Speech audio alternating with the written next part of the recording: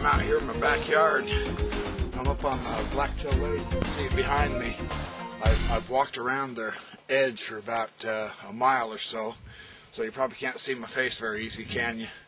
Sun's not quite up yet, but it's a really foggy morning. You can see the fog all over the hills and on the lake. I suspect later on I'll have some really beautiful shots, but what I want to note. Well, you can hear the geese too if you listen close enough. What I'm doing with my videos here, I don't know if you can see me or not. Yeah, you can a little bit. Maybe I ought to stand like this so that you can see my face for a minute. What I'm doing with these videos, I've had critics, and they're doing just exactly what I said they would do in one of my other videos when I was sitting in my trailer. They will bait and switch. I'm presenting evidences in favor of the Book of Mormon because I've seen this argument bandied about on the internet that the Book of Mormon has no archaeological, no historical, no linguistic evidence in its favor. I think that argument's false. So I'm presenting evidence to show that the Book of Mormon's score is not zero. It never has been. It's not about the archaeology anyway, but that's the big whoop-de-doo that the critics make. The spiritual message is by far the most important part of the Book of Mormon. But this argument, let me see if I can, there we go, that's a little better. Get down on my knee, man, I can't hunch over it easy. One of the critics has argued that what I'm doing, he has completely refuted all of my videos already. I have about 36 made or so. 35, 36. I'm going to make 301 of these. I have enough evidence. I have enough materials. I can make thousands. And I suppose through time I'm going to. But for right now I'm going to at least start at 301. And the reason is because I want to show that there are hundreds of evidences in favor of the Book of Mormon. One critic has said, well, all you're doing is using outdated materials, and I've already refuted you in my video. He doesn't refute a thing. What he does is he brings up other issues that I haven't touched on yet in these videos. Now, that's a valid concern. Am I arguing that everything is solved about the Book of Mormon? Heavens no. We may very well have lots of issues and problems and questions yet to answer, even though the last 40 years has shown an astonishing outpouring of materials in favor of the Book of Mormon. This isn't to say we've solved every single problem in the Book of Mormon. We haven't. No one of us ever claimed that. I have not ever heard or found any LDS scholar or any LDS apologist claim that we have all the issues solved. We have all the problems solved. That's not what I'm doing. The critic, by ignoring the materials that I'm bringing out, by calling them outdated, I suspect the critic doesn't understand what being outdated means. I have with me right now on this particular expedition, I have some 22 books. Many of them date from 2007, 2006, 2004, 5, 3, 2, 2001, 2000, so on and so forth.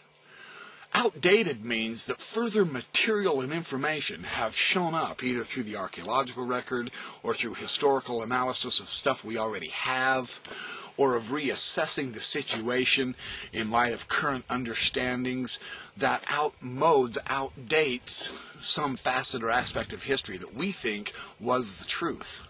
We are constantly updating the Book of Mormon. This is true. That's why I am able to I have a bookshelf. Folks, I have an 8-foot-long bookshelf of Book of Mormon materials. In fact, I've got 3 of them stacked on top of each other. I have so much material it'd take you 20 years to read through it all. It has taken me 20 years to read through it all. And now I'm beginning to share it. It's not that it's outdated. I believe the critic just can't refute it.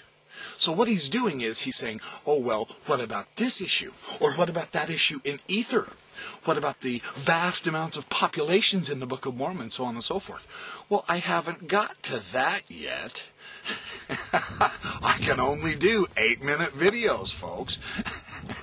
8 to 10-minute videos.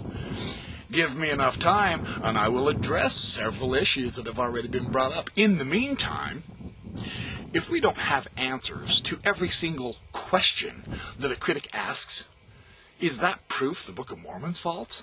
Folks, the Bible has been explored for centuries, and we still don't have all the answers to that.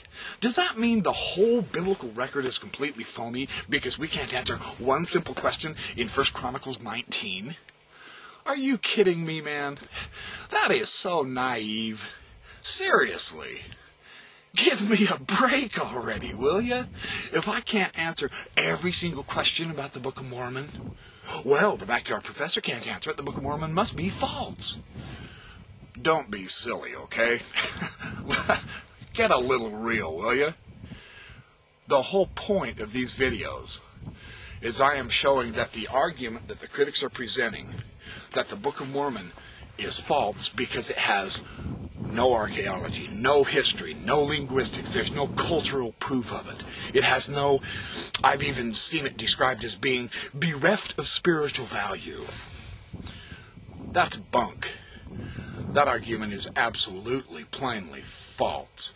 That's what I'm doing with these Backyard Professor videos.